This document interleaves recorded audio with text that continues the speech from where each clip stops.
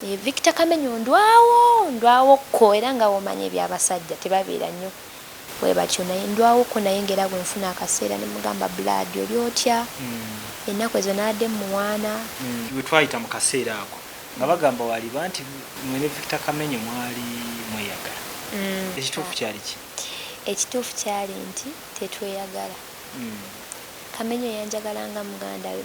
Kamenyo mukakamu yanjagalanga omwana dda bwe yalaba ensigo ey'obulokole munze tulina ka connection yakakatugatta okulokoka.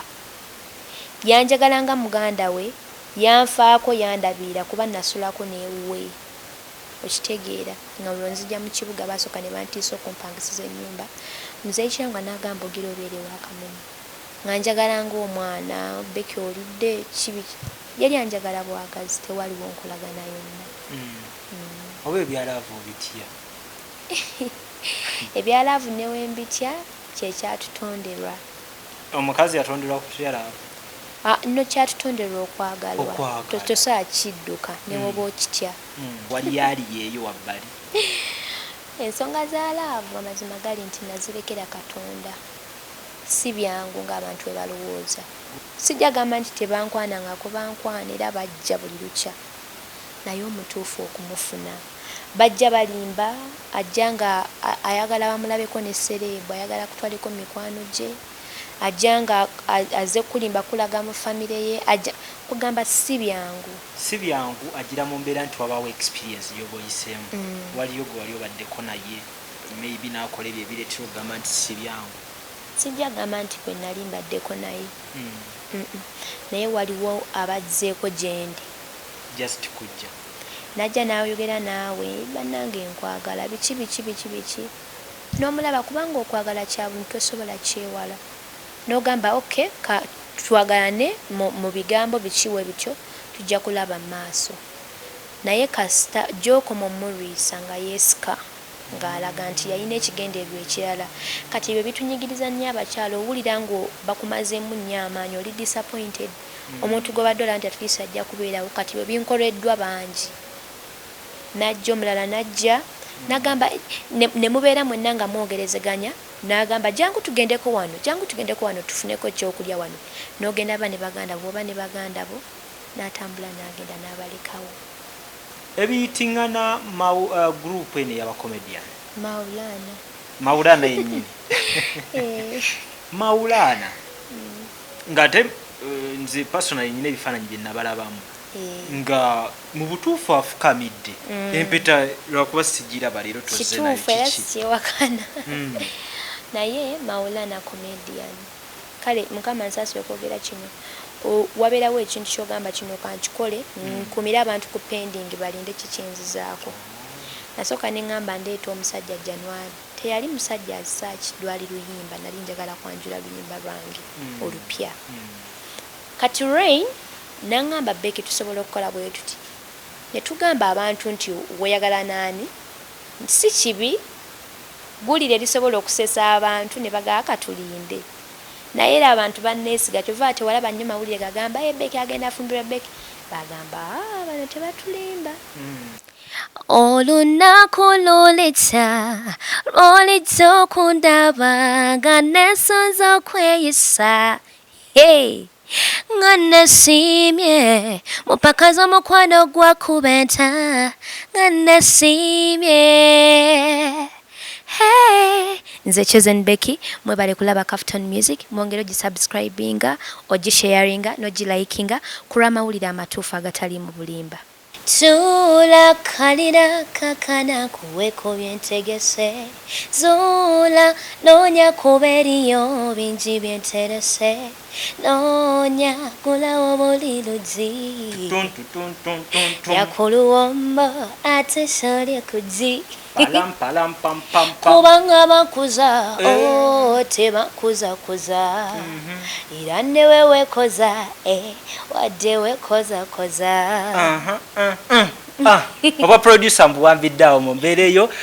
Ndowooza omanyi kati ekituufu kiki tuliko akaseera kano atulaba yonna gy'osinziira. Ffe tusinziira sayidi eno ne tukutuukako mu ggwanga lyonna East Africa world over yonna tusala mu mbeera eyakabi ne tubeera nga tukutuusaako obubaka obw'enjawulo bwe tuba tubaleetedde mu kaseera we kati. Obis Lujja ge mannya gange, nyongera obbabuuzaako mu mbeera ey'enjawulo. 2020 tetutudde, tujja kuba nga twongera okubawa ebyakabi ate nga tutambula n'abaliko sayidi eyo bemusinga okubeera nga mwetaaga mu kaseera kano kennyini. Aneegatiddwako always nze wenfuna diva aba beautiful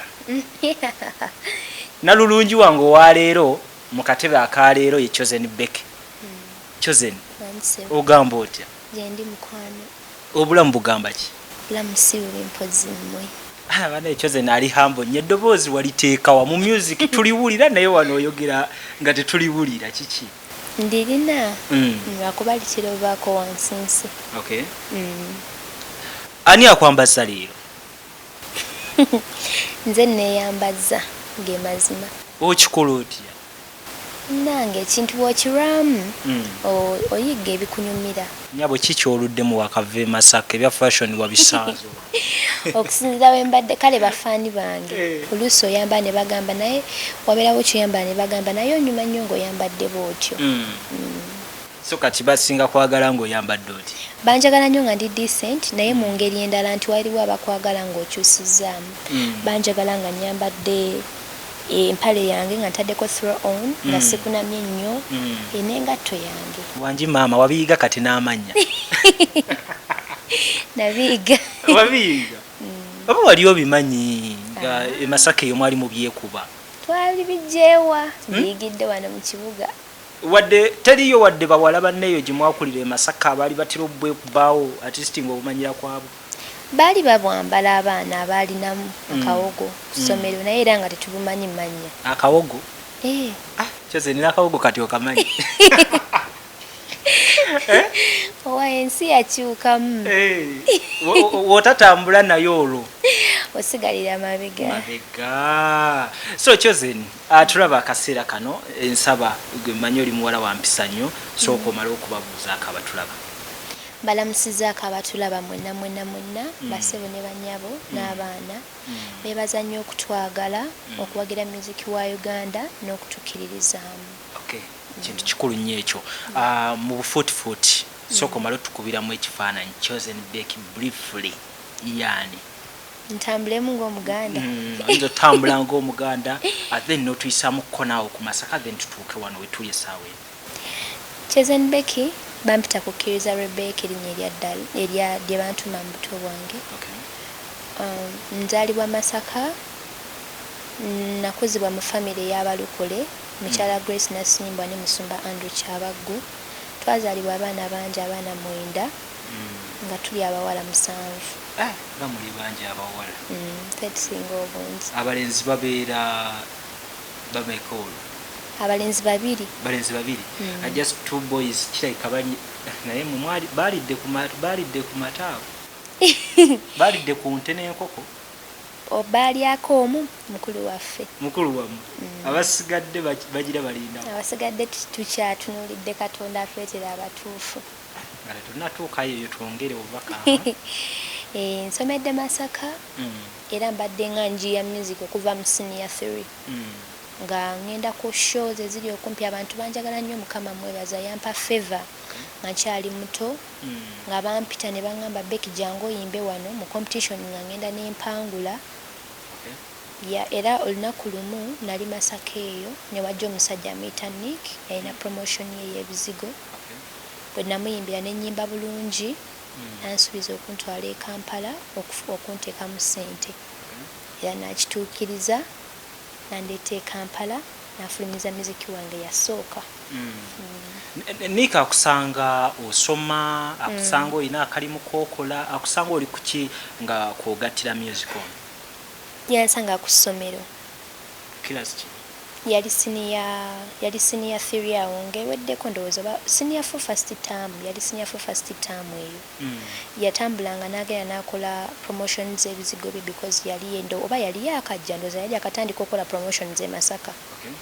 kati bw'ajja agamba ayimba obulungi awangula ekizigo oba nawangula essaati oba kati nze bwe nayimba bulungi nnyo nayeewuunya ng'ate alaba ndi mwana wa ssomero ndi mwana muto n'agamba ng'oyimba bulungi oli mu kilasi ki koze ndi mu senior 4 n'agamba gwogimaliriza ngenda kukutwala so senior 4 wagimalako yeah ssomero kyeri St. Gerard's gye nagituulira. Okay. So mu mbeera eyo tutunuulira moment gye wagendera okubeera nga weetaba mu competition za Mukuluniiki. Naye wali otunuulidde kuwangula bizigo? In fact nali mpandiise ebbaluwa yange because bagenda okujja nga bagamba omusajja mugagga nnyo alina ssente nnyingi bwe bitwe kati ngamba mukama bwannyamba omusajja ono nankolerayo oluyimba lumu kuba nali njagala music ng'omuntu kati ngamba njagala ankolerayo akayimba kamu mu studio kuba waffe kyekyali ekyamaanyi Masaka kati nga nina essuubi nga mpandiise ebbaluwa nsaba buyambi ndi muyimbi mulungi muteeddemu ne kasidi nga nnyimba nga musaba obuyambi naye teyanninda namuwa bbaluwa namugamba nina ebbaluwa gye mbadde ngenda okuwa nga sinnayimba kati olwo ebbaluwa wali ogiwandiise ng'oyagala eve gy'oli emusangewa anti ngeri gye baali bazze kati olwo nga ntegese ngimuwe lwe bazze mu Masaka oba njiwe manager we kubanga balina ba managers aba company ne era mu kusooka nakimugamba nga sinnayimba naye nga womanyi nasooka nkuba igno nangamba giteekayo tekinatiyampa time kyoba yimbamu oba biki yali busy yes yali mutuufu yali busy yangamba giwe manager nga ajja ginteekerayo nenyimba naye bwe nayimba n'ebyebbaluwa we byakoma nayitawo bulambalamba yanjagala nangamba ngenda kukuteekamu ssente nangamba ani gwe weegomba okutuulako naye ku mmeeza ne mubalira abayimbi bange abanene nangamba mu mwezi gumu ogenda tutuula nabo ku mmeeza mu mwezi gumu nga tutunuulira side ya family tugambye family y'abakkiriza taata musumba omanyi obusumba simanyi bulimu levels temuli mu level kasita oba musumba taata wange musumba ayina ekkanisa bbiri emu eri Bulayi endala eri awo Masaka kwerokamu ekkanisa ezibiri azikwasaganya ati kati eno esooka eri yakula eyo Bulayi jjukira ekkanisa bwekula wabeerawo assistant pastor omwana ffe mbalokole bwe tukikola tolina kwemalirira wekka omusumba ofunayo omwana ntoni assistant pastor n'abeera ng'akwasaganya kati engeri gye yabeeranga ewala n'ekkanisa ye ewaka abantu bajjanga buli lunaku n'ab'okukyalo musumba tusabire abaagala okusaba tasaba bagobawuwe nga bajjawuwe ne basaba kati n'agamba kanteekewo yasooka agamba kanteekeyo altar ekyoto nzimbewo akantu kange abantu bajje nga tusabe naye ekyava mu kyoto abantu ne baagalanga okuŋŋaana wato yatambula then side ya mama naye muweereza era mu kanisa mama wange mwegayirizi mu kanisa manyi obeera mukyala musumba nakyo kiba kirabo okuva eri Katonda eri abatakisobola kati ye kye yaweebwa kubeera mwegayirizi kusabira ggwanga baana baweereza bali mu kanisa okay so tutunuulira music gwoyimba then tutunulira ne family gyova bazadde bo nga bakulaba otandise okuyimba music gwoyimba bo nga abaweereza mu kanisa bakiraba batya bakifuna batya bakiraba bubi nnyo tewali yanzikirizamu okujjako naye era ne taata tewali yanzikirizamu ge mazima kababe baganda bange nali nyimba bulungi yes nga bakimanyi bakimanyira ku level kingo omaze gende eno ku competition eza Nick oba musomero ewaka twasabanga buli lunaku kati nga maama agira n'agamba gundi kulembera okusinza gundi gwe okulembera naye olumu mama wange yaŋŋamba nali nsinza nampuliriza n'agamba mwana ono ng'ayimba bulungi ng'omuzadde mu nnyimba ez'okutendereza nga tugenda kusaba ewaka nga wobimanyi n'awulira nga nnyimba bulungi kati bwe kityo bwe kyali basooka ne banyiga wadde baali bakimanyi nti nnyimba bulungi naye banyiga kubanga mu bulokole omwana ogenda n'ayimba ennyimba ng'alina omusajja bazina kirina engeri kirabika ng'obwereere obanga eyeyambudde yeah. Kyalabika bubi mu ntandikwa era naye Mukama yanyamba nampa breakthrough. Singa teyampa breakthrough bali badde bagamba olaba. Tutunulira embeera nti kati omaze olondebwa okubeera omu ku bawangudde ku promotion ya Nick Promotion Products. Then tutunulira family tennakukkiriza kuyimba. Awo okusalawo kwali kutya? Nze okusinzira obuvumo bwe nalaba mu musajja Mr. Kiranga Joseph namanya ngenda kukola breakthrough, ngenda funa breakthrough oba ki oba ki. Kati nentunulamu ewaffe ng'embeera si nnungi okitegeera. Yes, embeera si nnungi ate nga wano wendi baŋŋamba ogenda kukola ssente ogenda kutereeza famire yo baleke bwe banaalaba nga okoze ssente bajja tandika kusabira kubeera bulungi. Kati nze neŋŋuma neŋŋamba ekijja kijje kansooke nsirikiire maama ne taata nkanye babuuzaako nze nfube kukola nnyo era nenkola nnyo siina we nagambira nti wano nkooye. Nagendanga mu studio bantwalangako ne mu studio just okuyimbamu. Nagendanga nenyimba nalwawo nnyo okukola show. So wali olicordinzeyoko music before ng'okyali mu ssomero nga ogenze mu studio ddala? Studio ki? Studio z'e Masaka wali omusajja bamuyita Cranima alikodinga bulungi nnyo naye w'e Masaka amanyikiddwa.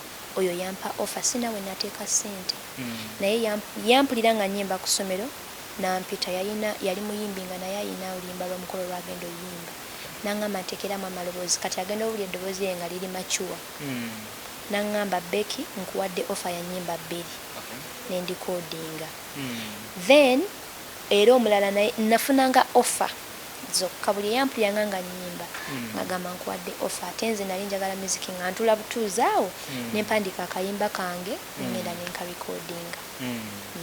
Okay, then moment kyeyo gyojjukira mu myaka gino emitono ng'otambuza kaliya yo n'olaba nti kyali badde kigaana naye olw'ekisa kya Mukama yampisa mu kaseera kano twogera music?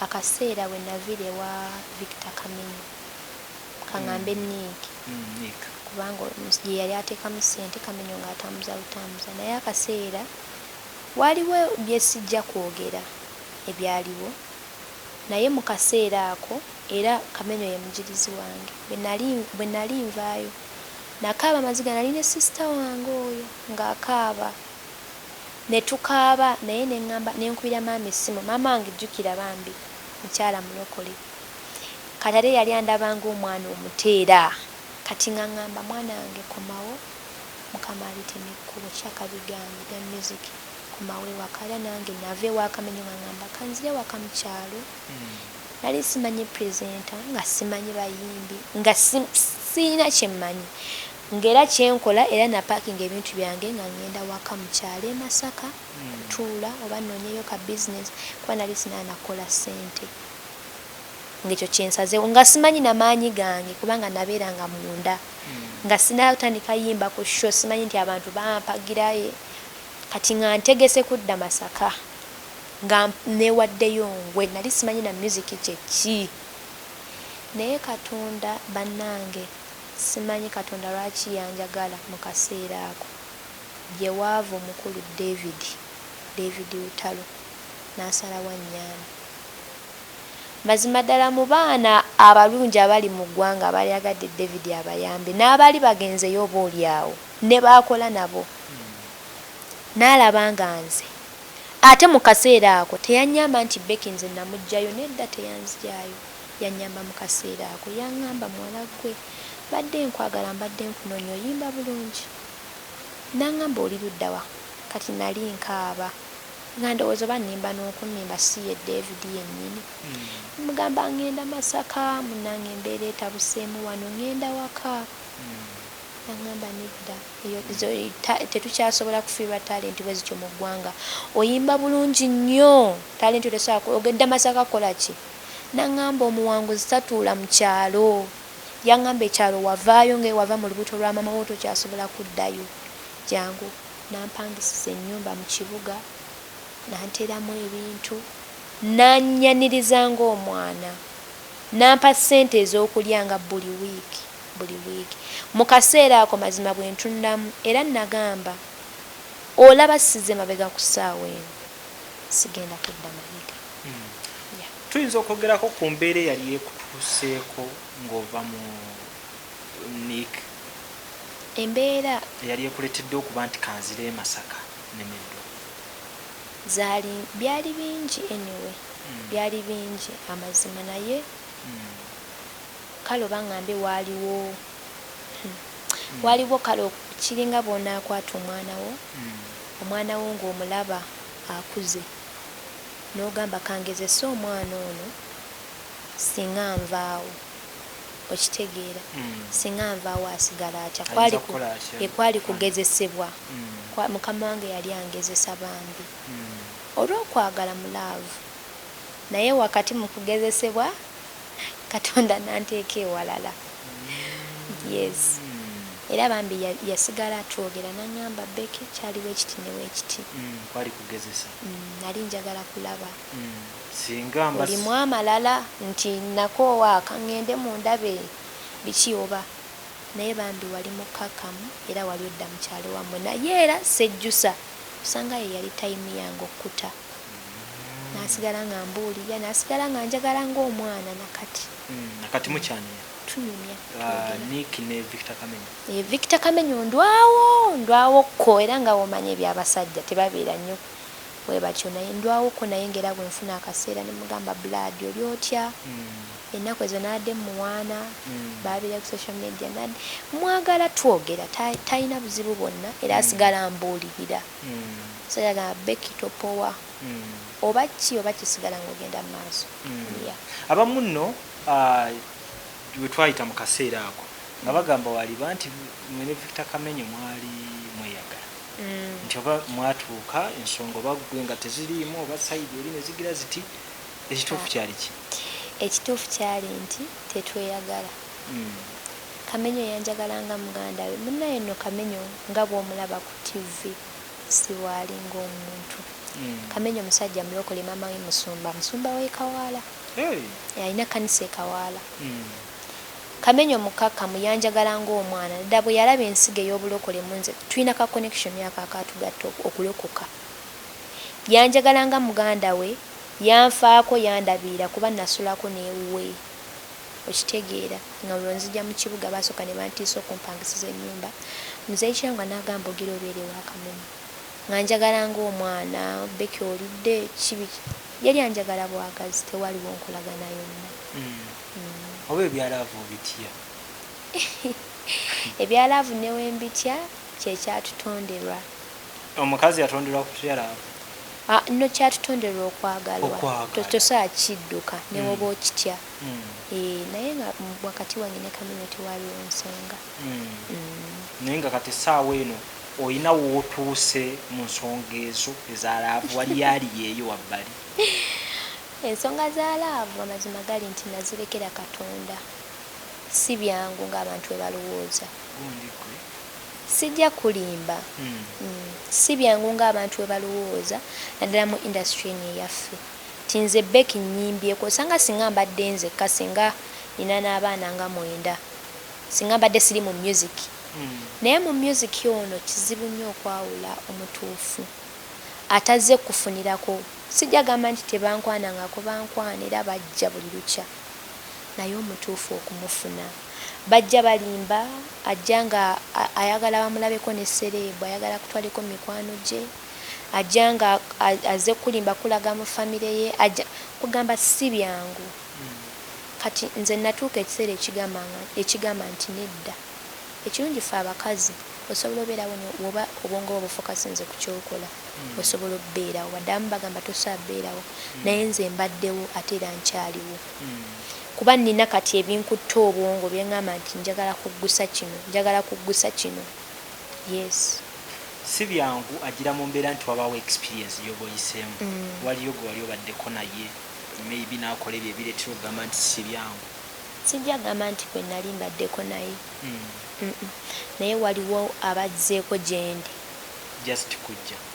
Najja n'ayogera naawe, bannange nkwagala, biki. N'omulaba kubanga okwagala kya buntu tosobola kyewala.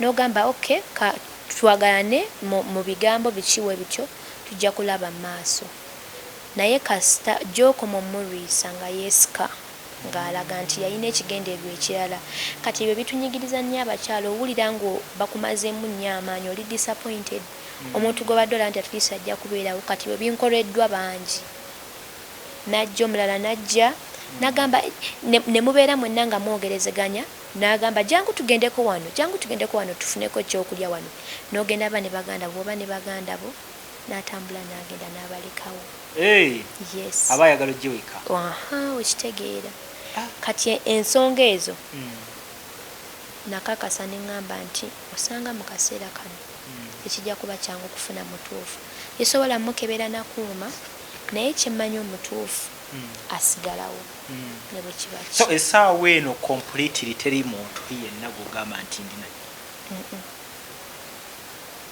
ebiyitiŋŋana group eno y'abakomedian Maulana yennyini Maulana nga te nze personal nyina ebifaananyi bye nabalabamu nga mu butuufu afukamidde empeta lwakuba sigiraba leero tozze nayo kituufu era sikyewakana naye Maulana comedian era abasinga bamumanyi nti comedian naye tekijjawo laavu kati kiri bwe kiti Rain mukwano gwange nnyo oyo akola ne Maulana ebiseera ebimu mu music kale mukama nsasi okwogera kino wabeerawo ekintu kyogamba kino kankikole nkumira abantu ku pending balinde kikyenzizaako nasooka ne ŋŋamba ndeeta omusajja January teyali musajja asaaki lwali luyimba nali njagala kwanjula luyimba lwange olupya kati Rain naŋŋamba Becky tusobola okukola bwe tuti ne tugamba abantu nti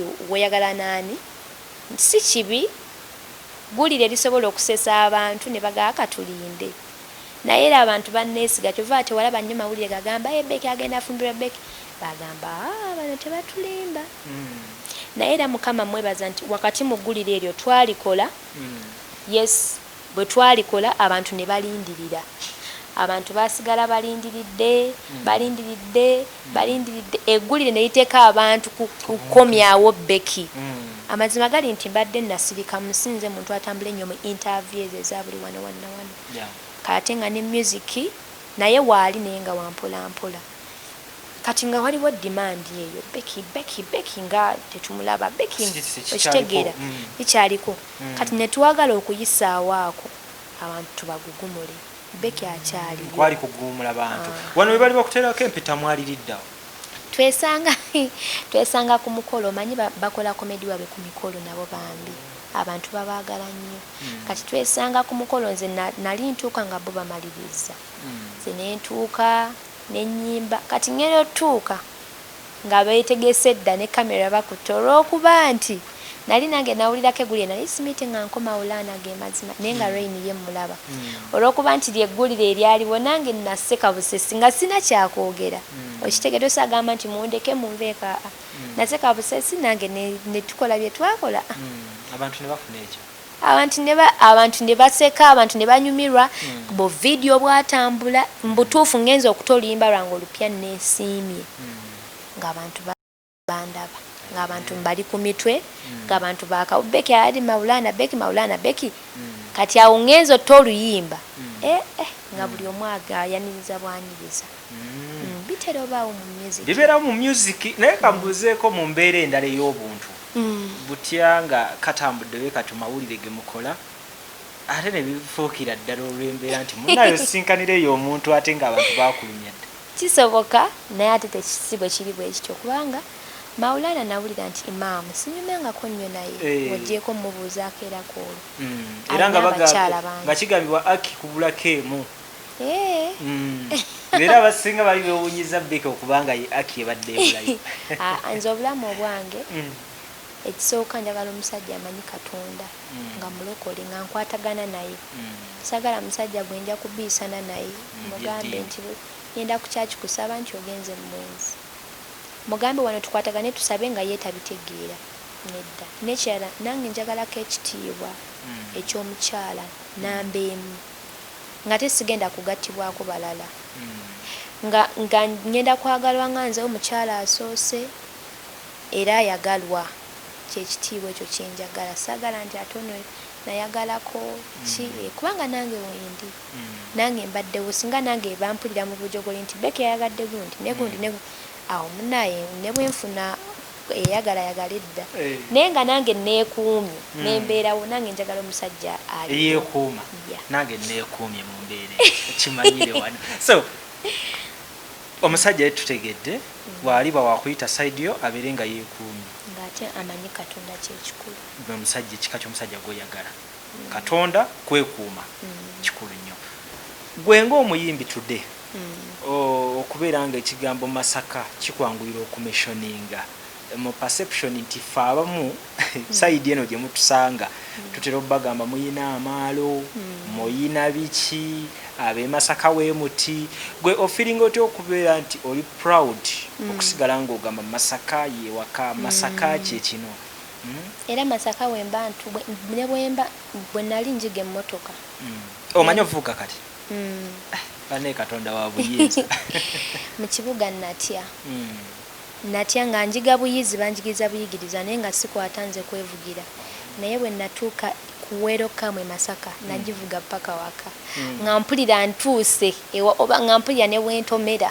ekitegeera obuvumu obwo Masaka nze njenyumirizaamu nnyo wadde nga batuvuma ab'e Masaka nti tulina amaalo naye ebiseera ebimu ogenda kutunulira akuvuma tamanyi ekitunakuwaza oluusi singa oba mu mbeera embi ey'obwavu naye otunulamu n'olaba nga maama wo akubira gwe n'asaba kasukaali takubira ye baganda bo bw'obakwatira akasente tebakubira ye nga n'akuvuma naye one day alijja n'agamba mpa kino n'omukyala n'ogamba katiraba Masaka erimu omukisa wadde tuli bakyalo Katonda takozesa muntu w'amaanyi ng'amuleeta akozesa oyo omunafu oyo ava mu kyalo gwe batakkiririzaamu n'amusitula nze ndi proud of Masaka njagala nnyo era sigikoowa ne wemba ngenze kale kampa example y'emmotoka ngenze ogula emmotoka nga njagala enywa mpola soka kubuuza Masaka enywawo mafuta gano kuba kyekindi mu mutwe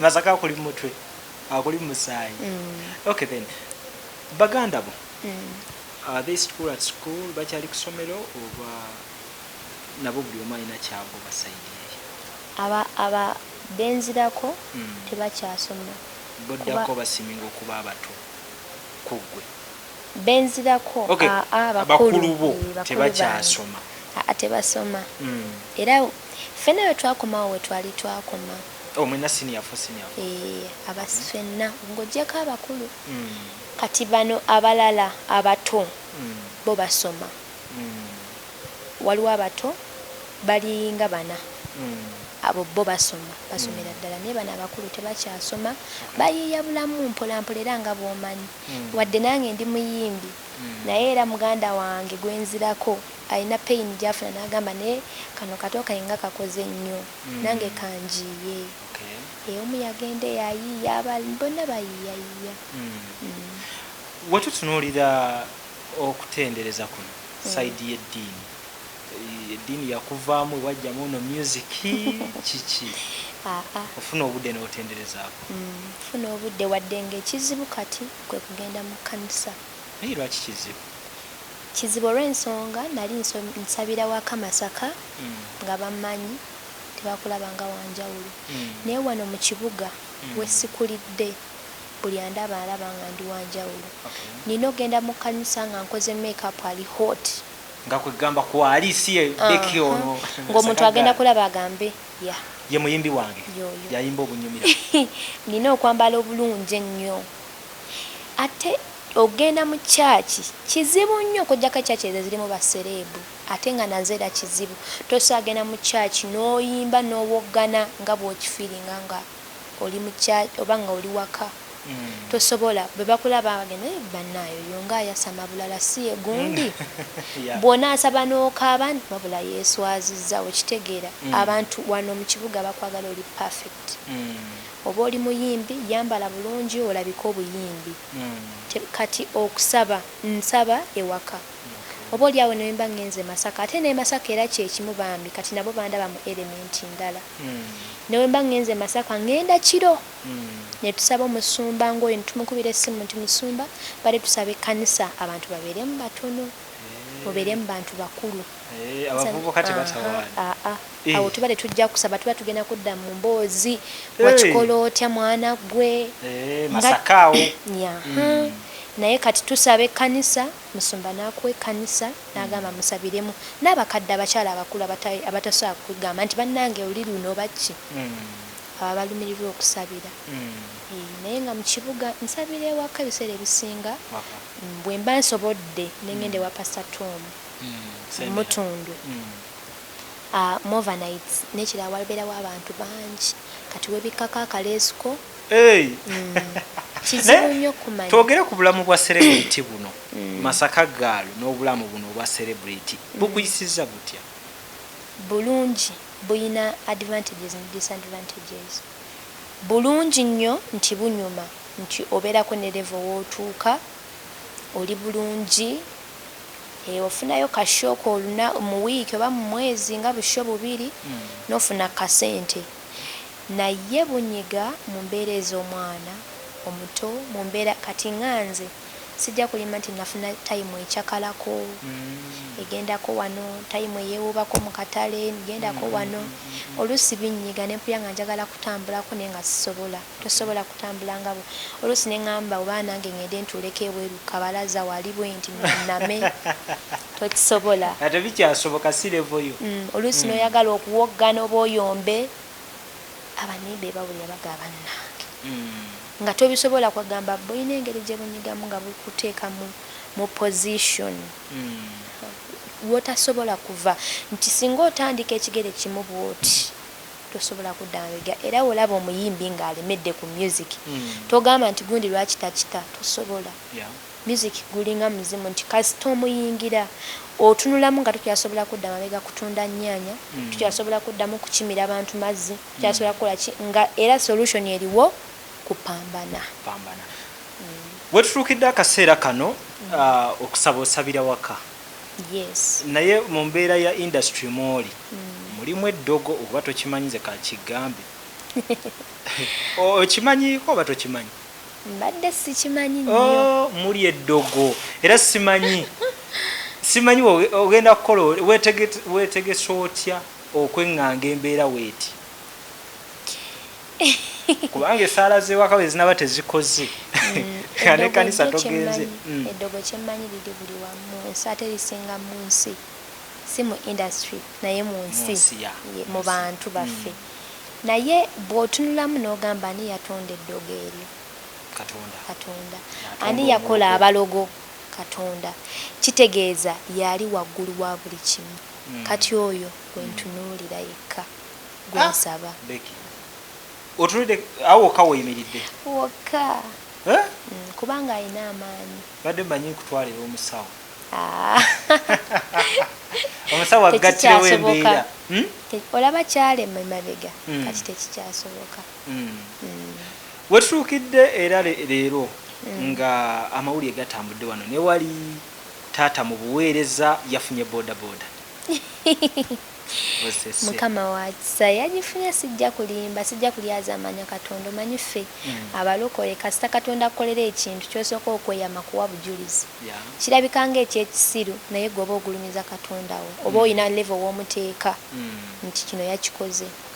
Tata wange nakola interview egamba nti njagala kulya taata boda because yabeeranga kagaali era yankubiranga essimu bambi musajja wattu yanyigirizibwanga lumu baamukubako bamutegako ne bamukuba ne bamusaba sente nga tayali bamugamba muwala w'omuyimbi tolina na ssente oli ku ggaali n'abantu wadde abamu bamuyamba omuntu amusanga ku dduuka n'agamba banaye taata Chosen Becky kugulidde kino nze nkugulidde kino naye abalala nga bamuvuma ngamba mwana wange abantu banvuma naye ate enjiri saagala givaako munaye nakola interview era tatange njagala mugulira boda mukama wa maanyi waliwo omukyala Katonda gwe yakwatako bamuyita Annette abeera London omukyala nampa 4.5M nguye taata boda era yazimpa we nagenda ku show ye London nampa ssente nenjigula bane omukyalo yayimiridde nnyo ne family yange. So omukyalo no mwali muine enkolagana before nga tanaba interview ye? Yandaba ku interview nanoonya yanoonya nnyo yayita mu manager paka bwe yanfuna nangamba Becky nze ndi mukyala ayamba sikyalina kyenoonya Uganda yanajjayo abantu bange bonna mbeera bweru naye njagala nnyo okuyamba omuntu alina omutima omulungi oguyamba abantu be nakulabye olina omutima omulungi oguyamba bazadde bo so njagala nkwasiganye wamu naawe taata wo ngenda mugulira booda. Watu taata naafuna piki? Taata naafuna piki nalowooza na bya bulimba naye munange sente yazimpa. Taata naafuna piki era ayimiridde nnyo ne famire yange yakolera mama wange era business y'embuzi kulunda mbuzi. Mama kati alunda mbuzi? Yamugulira embuzi ziringa 4.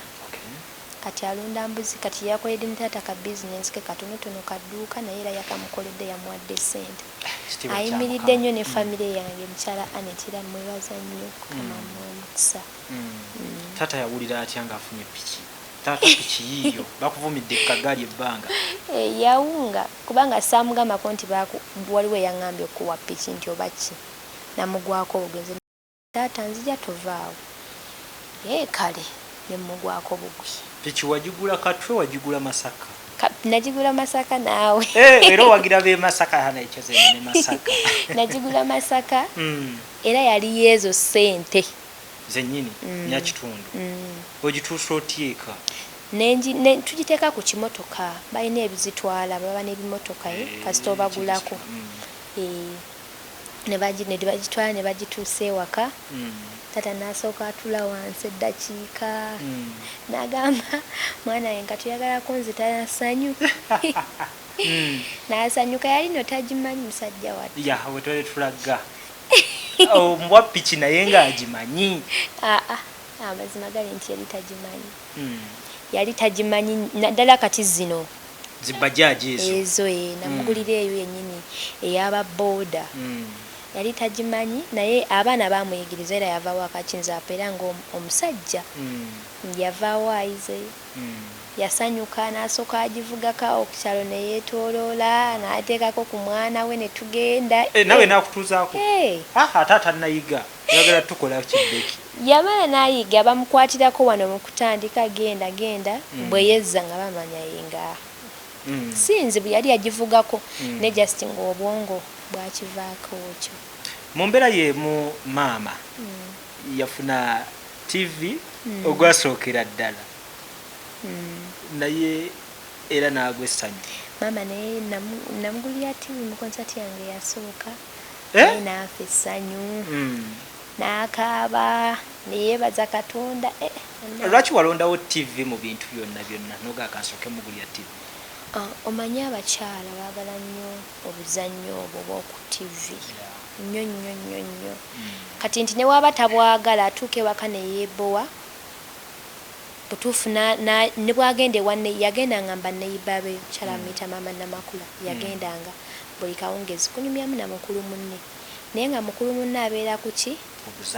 Ku buzannyo kati naye ng'asikirizibwa ogenda n'atula n'alaba bambi n'abiyiga mpola mpola kati yatuuka ekiseera nga buli kawungezi kusiba ngugu buli kawungezi kugenda kati nga kina we kinnumira ngamba naye ennyimba zange ku TV baziraba naye maama akeera genda nembeera nga ngamba Mukama sente zosooka okumpa bwoti mu ngalo nga nnyingi ngenda gula TV maama nga atule waka naye bamusangeko awo bajje bamubuulizeeko awo ng'alaba TV.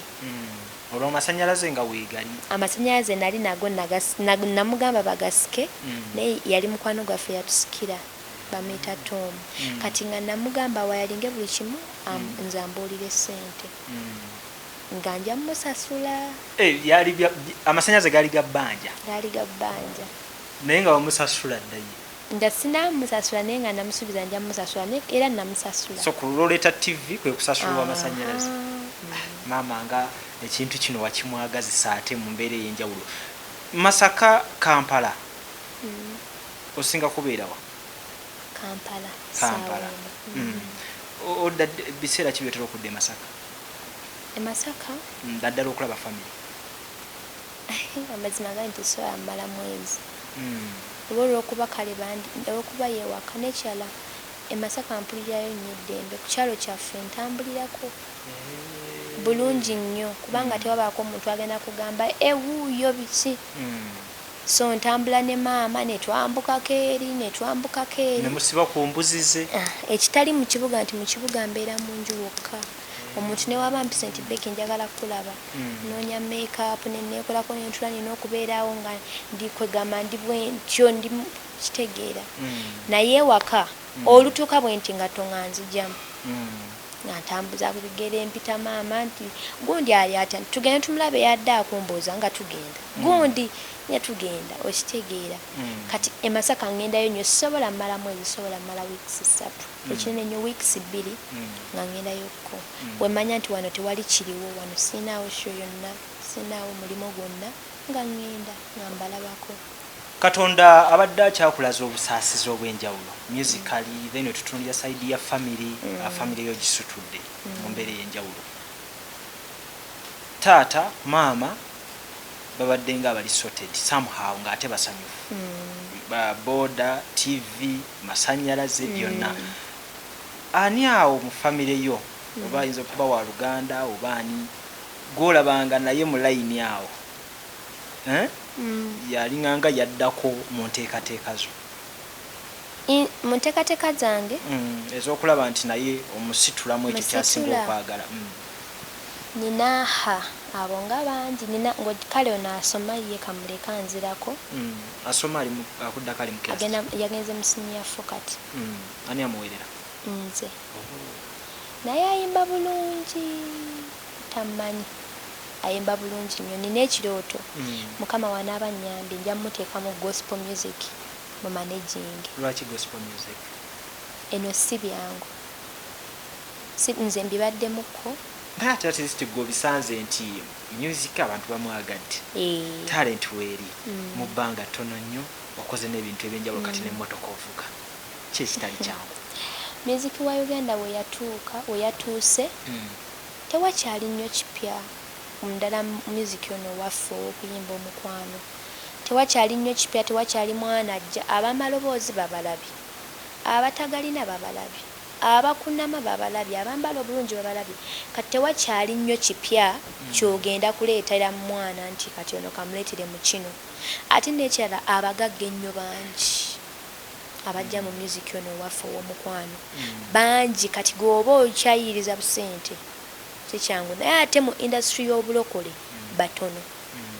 batono nnyo tewali na competition kati essaawa zino erola Revixon yali yekka talina wadde amuvuga nti baki ne Bugemba ali mu category ye yekka Judith naye yatuula kwegamba nze ate nange kyoto ekyange nagamba mukama njagala nnyo muweereza naye era nange gyendi mukama ye yampa omukisa kubanga baali bangi tebasobola kujjayo nze najja kati ne musaba nti bwanampa obusobozi nja kufuna omuntu mwenteekamu ssente ayimbire Katonda nga si music waki nti oba ne wakweraga waki naye nga wakusumulula abantu kusumulula olimba lwe bayimba n'owulira nga osumulukuse ekitegeera nawe tukusuubire naawe okuyimba yo gospel music. Of course gospel mwagala ate gospel tasosola Katonda tasosola omusiraamu ayita Katonda omukatuliki ayita Katonda n'omusamiza ayita Katonda bw'oyimba Katonda just oyimba ku bulamu ky'ofeeling olaba olimba lwa nabbosi oli Katonda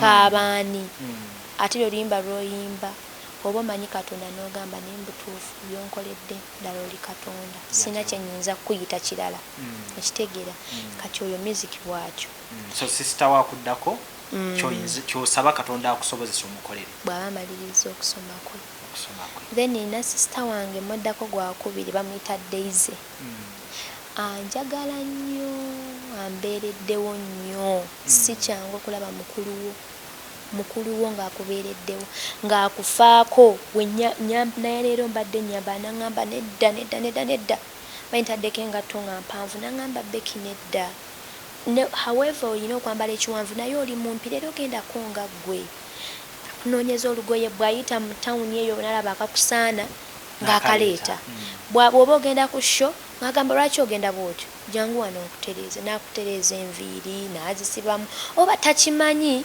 nayiiya oyo nsaba Katonda kuba yasigalawo ku lwange maama yamusaba days eyambako muganda we singa yagenda nanga yafuna dde emirimu naye aliwo ku lwange abeera nange yes abeera nange kulwalaavu just siri nange mwangu tewali muntu mwangu waliwo obukya ng'onyize n'oyogeramu bubi naye nga mukulu wange abeerawo okunjagala n'okwagala buli andi okumpi n'okumpabula nti naye awo okutte wakyamu naye gundi ono mukakamu nnyo atamanyi Katonda ne bwe mba nkooye aŋŋamba jjukira gye wava bwe wali ojja wajja nakisisaala zukukusabe at least nakubira maama nno muwala wo takyasaba maama n'ayomba kwegamba ambeereddewo nnyo nsaba Katonda mpulira simanyi nakyamukolera naye nsaba Mukama waba mpadde ssente muganda wange oyo mukolere business oba ya boutique kuba si mukyala mukakaalukanye mukakamu yeetaaga mirimu gya kutuula awo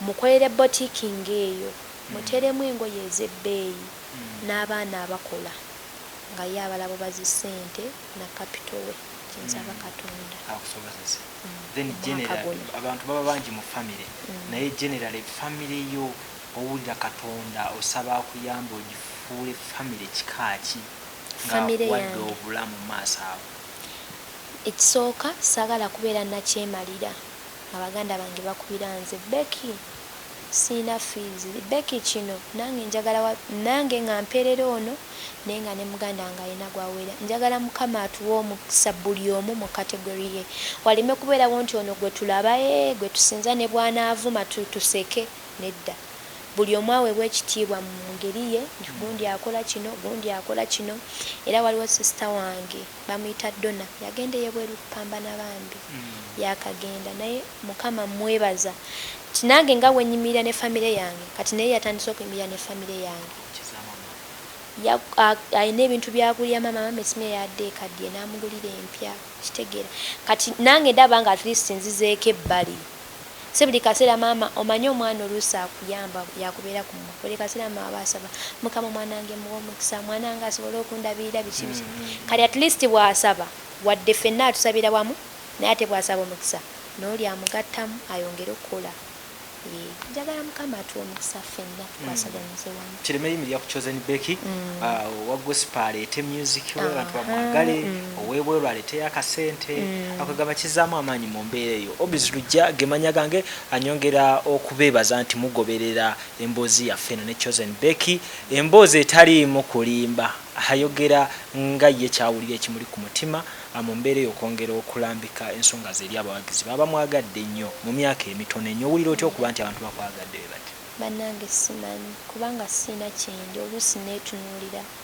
ne ŋŋamba nze waliwo akayimba ka Judith akagamba lwaki Mukama wanjagala akakayimba leka yakayimbira nze kubanga neetunuulira ne ŋŋamba omanyi abaana abalina figa mu music ng'omutunulako ng'alina looks naawe omulaba n'ogamba ekyo kye bayita omuyimbi bw'alinnya ku stage yoyo omuyimbi bangi abaana abayimba obulungi va ku byaffe nti tulingiza naye nze mbamanyi mu kyalo bayimba bulungi balina eddoboozi akuyimbisa n'ayimbisa gundi buli wayimba n'olaba nga ali perfect naye nze Becky atalina ssente atalina ki kwegamba ndi awo bwentyo ate era siri perfect lwakuba abantu balaba yes ndi mukakamu naye era waliwo nange lwenyiigamu n'olaba nga omuntu akubidde namugundi ndekaamu naye era abantu basigala banja simanyi Mukama kyendimuwa kubanga music ono ne woba olina ssente waliwo akaseera weweetagisa nga feva yeekuyisaawo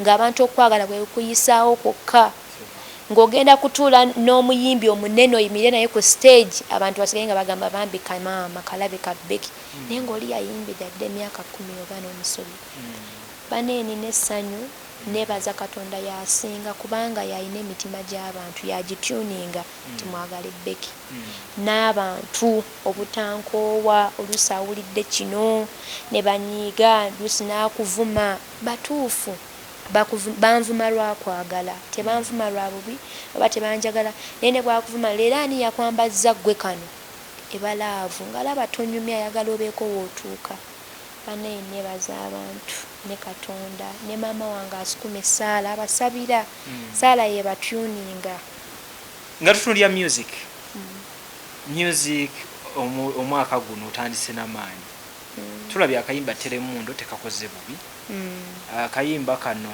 okwatagana ddi n'abalenzi bano Kent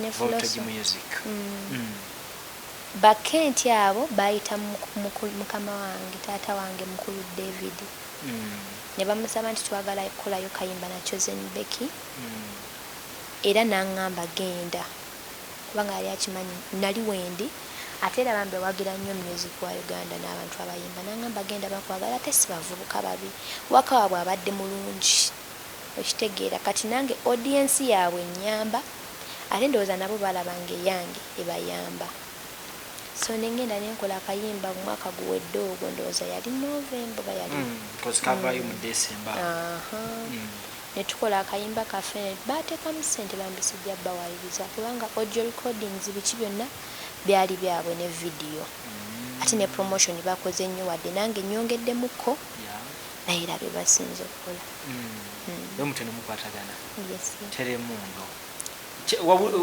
experience yali etyanga okola n'abalenzi is it your first collab neda si ya collab yange yali esoose naye ate nabano nabo gwe gwali gusooso balaba nga okuba meetinga gwe gwali omulundi ogusookera naye music wali omulaba music waabwe nali mulabira nga mbaagala nnyo bayimba bulungi ate bapushinga music nga mbaagala nnyo naye saayinako suubi nti ndiyimba nabo ba uptown nnyo nga sikisuubira naye naba meetinga mu studio wa Remix bakolera wa Remix eyo engulu eyo naye bannange nga omu muwanvu nnyo munene nnyo alinga muzadde wange nentya naye namala neŋŋoma naye nenkakinga apu nabo netukola nebitambula bulungi okay apparently kiri kitya tulaba waleese oluyimba olupya oluyimba baluyita nesiimye nga nesiimye ani yaluwandiise John K bamuyita John K musajja mulokole mukakamu abeera ku Makerere awo emmanga awo awandiika music awooma kyekyamunjagaza kyokka awandiika music awooma awandiisa ennyimba nnyingi ez'abayimbi awandikira Jasmine mukwano gw'amasuuka bintu byange awandikira Irene Namubiru Kyaddaaki awandikira Rema Sibya Mukisa awandikira bangi ate awandika music awooma atalabika kati nasalawo nkole naye olw'ensonga era nga womanyi nti ne mu studio woba okolera eno mala n'okyusamuko taata wange ninsenwi yantandika mu music era yantegeera era njiriza ebinkolera mwagala akyakuwandikira ye yampandikira baloope kyosaba ono yena music yabadde nga muwandika naye era nayogera naye ne mugamba munange daddy badde njagala kulaba ku gundi ono nangamba John Koya akola bulungi gendayo olabe nengendayo nampandikira akayimba kange nesiimye era nina projects 3 naye nesiimye kakwata kuki kamukwano era ab'emikolo kano kajja bakolera nga bankoza omulenzi oyo simanyi ani yamuyiyiza okubeera nti yabadde mu vidiyo y'eddumba yali idea yange kubanga yali kyali wange nekyala abakyala bamwagala ate nze audience yange nene y'abakyala so bwe natunulamu neŋŋamba bwe naateeka ddumba mu vidiyo nina audience gye ngenda osikanga ye yabakyala ate bavixens ba Uganda abamu beefaanana beno mulaba mu vidiyo yagundi ne muyagundi kati ngaffe abali abaana abato mu industry nkibajja gamba yabbye nno wagundi kitegeera kati nalaba ddumba nga tewali yamukozesezza ate alina audience ye nnungi neŋŋamba akamukozese kankole naye netukola ffena mukaka mukyo tayinza kukkiriza ate twesanga nga njagala nnyo ku mutima ng'era anyumirwa nnyo muziki wange ng'amanyi obuyimba bwange bwonna netukola ffena video Best Great Make yagikola mu mbeera eyo wano tukagaba live olw'embeera nti wooli njagala tufune akapera ka nesiimye abantu bafuuka bafulire vibe yennyini then tukomewo nga tubabulira engeri gye bafunamu akayimba kano batunuulire wali nga nesiimye opakaza omukono gwakubenta nga nesiimye nga nesiimye si abalungi gwa kirera nga nesiimye oluyimba luno balufuna batya oluyimba lwange gye luli ku youtube yange bagiyita Chosen Becky Official ye yokka yange Facebook yange Chosen Becky Official Twitter Chosen Becky gye luli lwatambudde buli wamu ate omulala atalina busobozi bugenda ku YouTube tula ku TV yo ogenda kulaba oluyimba lwange lukuba buli wamu balwagadde abawuliriza radio teekako radio yo oba oli mu mmotoka mu jam oba oliwa ne mu town buli library twalutambuza buli library nalutaddemu amaanyi gange gonna ng'okwagala kw'omuyimbi wowulira ng'oyagala obeeko wootuuka omulala kyetasobola kukwagaliza wadde n'abalala bakwagaliza naye gwe kyeweeyagaliza buli kimu nakikoze buli wamu natuuse video nagikoze na pesti bamumanyi ali expensive audio nenjikola ne digibawa ali expensive ate wakabi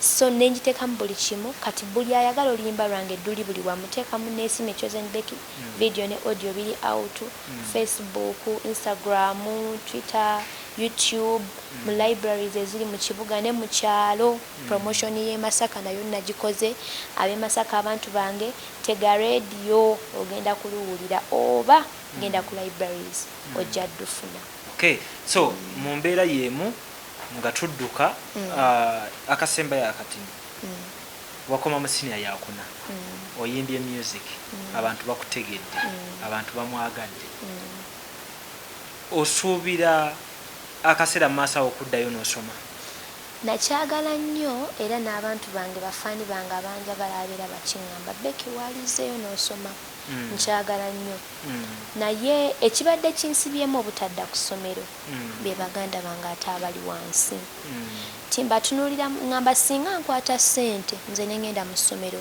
ate nendeka bano abato abatannakola mazima kigenda kubeera kya kweyagaliza so kyenva nagamba kansooke ntuuseeko bano omukisa bwe gujja of course nja kuddayo kubanga teri kisinga kusoma kwe kuyisa buli wamu omukisa bwe gunajja nga gunsobozesa okuweera baganda bange at the same time nga nange nsigazaawo sente zisoma era nja genda kusomera nsome kubanga okusoma baneete kusindika okutegeera bulungi nnyo obubaka obusembayo mu kamera awo eri abatulaba obubaka obusembayo nsooka okwenenyeza buli gwe nali nkoze obubi omanyi tewali ali perfect nange nsobya nsaba musonyiwe mwena gwe nayogera naye obubi yansanga ku show nenkusamula nsonyira ddala ekirala bambi nsaba mumpagire akayimba kange akapya neesiimye nayimiriddemukko amazima gali nti nayimiriddemu nakoze buli kimu kati ebisigalidde mbirekedde bafaani bange nsaba mumpagire temunjajinga oba lwampisa zange oba ndabika yange naye munsaasire nga ye mwansaasira nga nakajja Katonda abawe ekisa munjagale feva eyo gye najja nayo ekomewo munjagale nnyo mumpagire nkole ssente tuseeko abantu abalala waggulu kubanga nange seeyamba nzekka waliwo abaliwo ku lwange waliwo abantunuulidde weewaawo ne mu maaso bajja nga bajja kutunuulira nze sijja ku disappointing abantu sijja kuba na mutima gwa nakyemalira sijja kuba na mpisambi nja kukola bulungi neyansa sijja kubanga nsukawaawo njagala bwebaza nti mwebale kugoberera nteekateeka zange n'abantu bonna bimba mbaleetedde ne mutuwa obudde bwamwe ne muwuliriza emboozi nga bwebera etambula kikulu nnyo nno omuntu okuwaayo obudde n'omanya ki omuntu kyabategekedde sayidi eno so mu mbeera eyo nkwebaza Chosen Becky n'olulala ofunangayo akadde ojja ne twogera abantu ne bamanya ki ekitambula mu mbeera eyo nindiridde okulaba ng'ero zo ne kubidde ka design akalala amiina nja kukasabula bakawulire amiina nnyo so ye mbeera bwe tutambulidde Obez Lujja gemanya gange tukwatagane ate akaseera akaddako